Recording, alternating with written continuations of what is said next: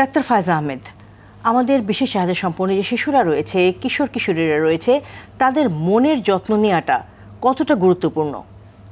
অনেক ধন্যবাদ। এটা একটা খুবই গুরুত্বপূর্ণ বিষয়, কারণ বিশেষ চাহিদা সম্পন্ন শিশুদেরকে নিয়ে তাদের পরিবার তাদের আচরণের যে বিষয়গুলো আছে বা সমাজে অন্তর্ভুক্তিমূলক বিষয়গুলো নিয়ে কাজ করতে যে এত বেশি চ্যালেঞ্জের সম্মুখীন হয় যে তাদের মনের যত্ন বা তার মনের ভেতরে কী হচ্ছে এটা কিন্তু অনেক ক্ষেত্রে অবহেলিত রয়ে যায়। এটার জন্য যেটা হয় যে তাদের ভেতরে যখন তাদের বয়ঃসন্ধিক্ষণের পরিবর্তন আসে সেই সময় কিন্তু তাদের ভেতরে একটা মনোদৈহিক পরিবর্তন আসে।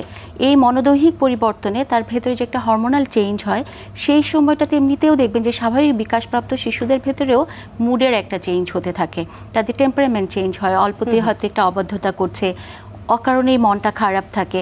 তো সেই সময়টাতে পরিবারের সদস্যরা এমনিতেই কিন্তু একটা হিমশিম খেতে থাকে যে আমি বুঝতে পারি না যে ও কোনটাতে খুশি হয়, ও কোনটাতে রেগে যায়।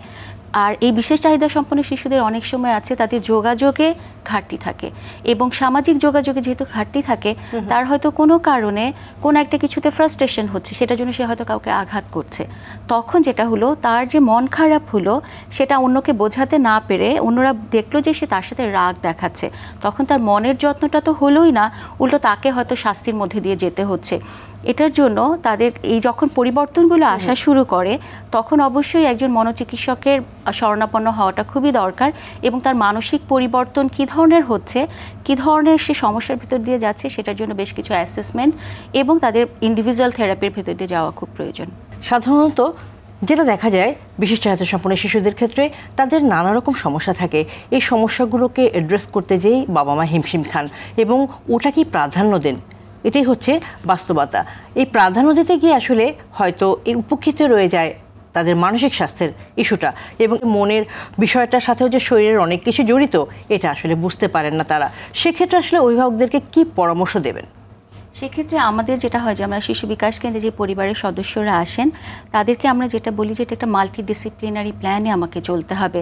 যেমন একটা শিশুর শিক্ষা নিয়ে যেমন আমি কাজ করব, তার বিকাশের যে অংশগুলোতে সে পিছিয়ে আছে সেই জায়গাগুলোতে যেমন তাকে সহায়তা করব, একই সাথে তাকে যখন পরিবারের সদস্যরা বুঝছে না তাদের জন্য আমরা একটা ফ্যামিলি কাউন্সেলিং সেশনের ব্যবস্থা করি, যে ওই শিশুকে বোঝার জন্য একজন মনোবিজ্ঞানীর সাথে বসবেন, এবং পরিবারের সদস্যদের কিন্তু কিছু ফ্রাস্ট্রেশন আছে যে তাদের কিন্তু একটা হতাশা কাজ করে যে আমার শিশু তো পিছিয়ে আছে, ও অন্যদের সাথে পারছে না।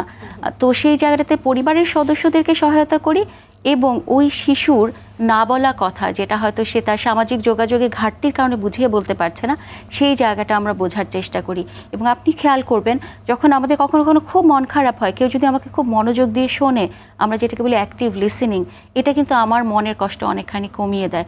ঠিক শিশু যখন অনুভব করে যে না আমাকে কেউ শুনছে এবং বুঝতে পারছে, হয়তো তার এমন একটা জটিলতার মধ্যে দিয়ে যাচ্ছে যেটা সমাধান করা সম্ভব না।